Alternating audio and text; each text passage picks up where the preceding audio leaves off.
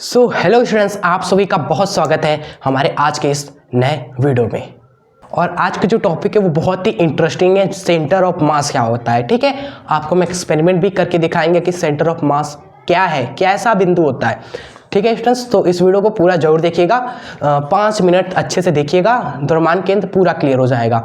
जो भी एग्जाम इससे बनते क्वेश्चन, फॉर्मूला वगैरह कैसे निकालो द्रव्यमान केंद्र, दो मास हो गए, दो द्रव्यमान है, उसका सेंटर ऑफ मास कैसे निकालते हो, उसका भी तरीका हम आपको बताएंगे कि एग्जाम में आएगा क्वेश्चन, अगर द्रव्यमान के निकालो तो आप निकाल कर आएंगे, ठीक है। चलिए अपने आज के इस टॉपिक को कर देते हैं क्रिस्टल क्लियर।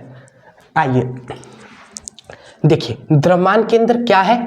किसी वस्तु या वस्तुओं के समूह का समस्त द्रव्यमान, ठीक है, समस्त द्रव्यमान, सारा का सारा द्रव्यमान, याद रखना, किसी भी वस्तु या फिर वस्तुओं के समूह का सारा का सारा द्रव्यमान जिस बिंदु पर स्टूडेंट्स केंद्रित होता है ना, उसे ही उनका द्रव्यमान केंद्र कहते हैं स्टूडेंट्स, ठीक है। जैसे एक नाभिक हो गया, एक परमाणु, आपने देखा होगा परमाणु का एक नाभिक होता है ना, नाभिक में परमाणु का सारा द्रव्यमान केंद्रित होता है, तो नाभिक क्या होगा? द्रव्यमान केंद्र हो गया। जैसे ये पेन स्टूडेंट्स, ये जो बिंदु है ना, यहाँ पर सारा का सारा द्रव्यमान केंद्रित है, जिससे ये बैलेंस हो गया। अगर इसका यहाँ पर सारा द्रव्यमान नहीं होता तो इसको बैलेंस हम नहीं कर पाते। तो द्रव्यमान केंद्र एक ऐसा बिंदु हो गया, पॉइंट हो गया, एक ऐसा पॉइंट हो गया जहाँ पर सिस्टम जो होता है ना, बैलेंस हो जाता है, सिस्टम बैलेंस हो जाता है। सिस्टम कहने का क्या मतलब है स्टूडेंट? सिस्टम मतलब हो गया दो सिस्टम में कई सारी चीजें आ जाती हैं। जैसे एक ब्लॉक भी आपका सिस्टम है, दो ब्लॉक हो गया, ये भी सिस्टम है, क्लियर। अगर ये दो ब्लॉक को जोड़ दे तो यहाँ पर स्टूडेंट्स अगर हम उंगली रखेंगे तो ये सिस्टम बैलेंस हो जाएगा ना। अगर ये भी 1 किलो का हो, ये भी 1 किलो का हो, तो अगर हम बीच में उंगली रखेंगे स्टूडेंट्स तो बीच से बैलेंस हो जाएगा, तो सेंटर ऑफ मास यहाँ पर हो जाएगा। इसका एक ऐसा बिंदु है, बस ये बिंदु है, बस ये जहाँ पर स्टूडेंट्स वस्तु बैलेंस हो जाए, ठीक है। जैसे ये देखिए कॉपी है, ठीक है, इसका सेंटर ऑफ मास कहाँ होगा? बिल्कुल बीच में होगा, बीच में हमने रखा, बैलेंस हो गया। आप इसको जो भी करना है करो भाई साहब, ये गिरने नहीं वाला क्योंकि ये बैलेंस है इस बिंदु पर, ठीक है। समझ में आ गया सेंटर ऑफ मास क्या है? सिस्टम इसलिए बोलते हैं क्योंकि स्टूडेंट्स अगर 2-3 वस्तु हो जाए तब भी एक ऐसा बिंदु होगा जहां पर सारे के सारे वस्तुओं को बैलेंस हम कर सकते हैं। आपने एक वीडियो भी देखा होगा शॉर्ट, जिसमें काफी सारे पत्थरों को एक के ऊपर एक रखकर स्टूडेंट्स बैलेंस किया जाता है। कैसे? सेंटर ऑफ मास को यूज करके स्टूडेंट्स सारे पत्थरों को इस तरह अरेंज किया जाता है ना स्टूडेंट्स, एक के ऊपर एक इस तरह अरेंज किया जाता है कि स्टूडेंट्स बैलेंस हो जाए, ना इधर भार जाते हो ना इधर भार जाते हो, बिल्कुल सेंटर ऑफ मास बिल्कुल बीच में हो जाए, तभी पत्थरें बैलेंस होती हैं एक के ऊपर एक। अगर जरा सा सेंटर ऑफ मास हिल गया तो सारे पत्थर गिर जाएंगे। बैलेंस हो जाए जहां पर वस्तु या सिस्टम, वही सेंटर ऑफ मास है, ठीक है। चलिए अब हम देखते हैं सेंटर ऑफ मास कैसे निकालते हो, क्या उसका फॉर्मूला होता है, अब हम ये देखते हैं, ठीक है। चलिए मान लेते हैं स्टूडेंट्स हमारे पास काफ़ी सारे वस्तुएं हैं, ठीक है।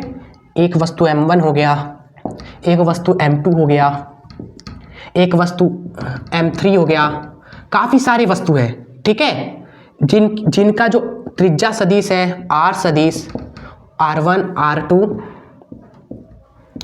R3 है स्टूडेंट्स, ठीक है। तो इन पूरे सिस्टम का सेंटर ऑफ मास कैसे निकालेंगे, उसका फॉर्मूला क्या होता है? द्रव्यमान केंद्र हो जाएगा स्टूडेंट्स, फॉर्मूला इसका M1 R1 का मल्टीप्लाई प्लस में दूसरा है M2 R2 का मल्टीप्लाई, ठीक है।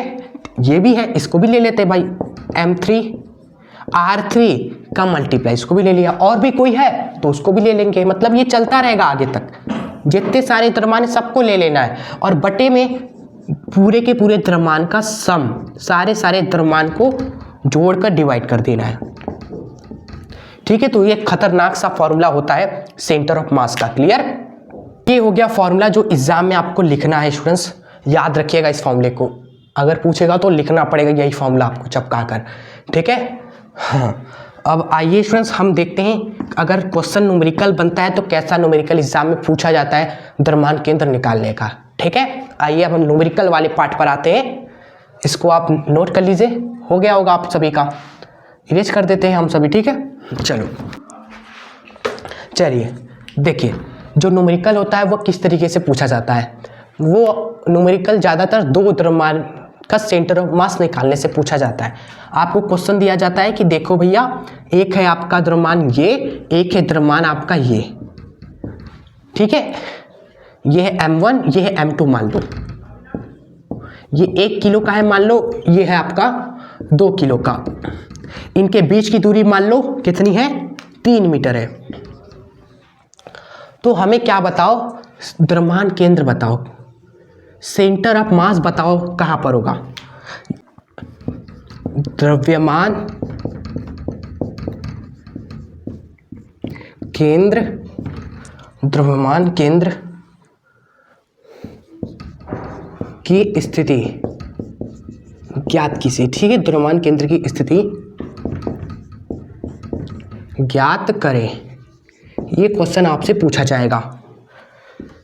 कैसे करेंगे आप सभी, इसका सिंपल आपको हम सॉल्यूशन बताएंगे, टेंशन बिल्कुल मत लीजिएगा, हम बिल्कुल आसान तरीके से आपको बताएंगे, बस उसको आप ध्यान से समझ लीजिएगा, आप बहुत आसान से कर लोगे क्वेश्चन, ठीक है। देखो आप मान लीजिएगा कि द्रव्यमान केंद्र हमारा x दूरी पर है, कितनी दूरी पर है, x दूरी पर है m1 से, किससे, m1 से x दूरी पर है आपका। तो लिखिएगा, आप लिख भी दीजिएगा कि माना द्रव्यमान केंद्र सेंटर ऑफ मास m1 से x दूरी पर है, तब यही x आपको निकालना है, बस यही x आपको बस फाइंड करना है। तब x का फॉर्मूला हो जाएगा जो हम आपको बता रहे हैं, बस वही फॉर्मूला याद रखिएगा, m2 d बटे में m1 प्लस m2, ठीक है। इस फॉर्मूले से ये क्वेश्चन होता है स्टूडेंट्स आपका, ठीक है। और कोई अलग हार्ड फॉर्मूला नहीं है, हमने बहुत आसान फॉर्मूला ढूंढा है जिससे आपको सॉल्व हो जाएगा ये क्वेश्चन इजीली। अदरवाइज स्टूडेंट्स एक फॉर्मूला जो हमने इसके पहले बताया था वो फॉर्मूला इस क्वेश्चन को कर देगा, लेकिन बहुत ही कॉम्प्लेक्स है, थोड़ा सा उसमें ज़्यादा दिमाग लगाना पड़ेगा, और भी चीज़ें हमें देखनी पड़ जाएंगी, तो ये वीडियो बहुत लंबी हो जाएगी। तो इस तरह का सिंपल क्वेश्चन आता है तो सिंपल तरीके से क्यों कर दे के हटाते हैं, क्या है टेंशन लेने का, ठीक है। जो कि ये सिंपल फॉर्मूला है, x दूरी हमें निकालनी है m1 से, तो m2 का मल्टीप्लाई करेंगे आप d बटे में m1 प्लस m2 का, ठीक है। याद हो जाएगा ना, क्लियर कट। केवल न्यूमेरिकल सॉल्व करने के लिए फॉर्मूला लगाना, क्लियर आप सभी को, न्यूमेरिकल सॉल्व करने के लिए फॉर्मूला लगाना। m2 क्या है, रख दीजिए सारे वैल्यूज।